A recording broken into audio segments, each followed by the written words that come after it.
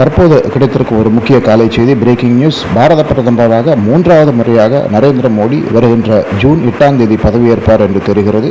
அநேகமாக இன்றோ நாளையோ ஜனாதிபதி திரௌபதி முர்மு பிரதமர் மோடியை பதவியேற்றுக் கொள்ள அழைப்பார் என்று தெரிகிறது. நேற்று இரவு தேசிய ஜனநாயக முன்னணி கட்சிகள் அவருடைய ஆதரவு கடிதத்தை ஜனாதிபதியிடம் வழங்கியிருக்கிறார்கள்.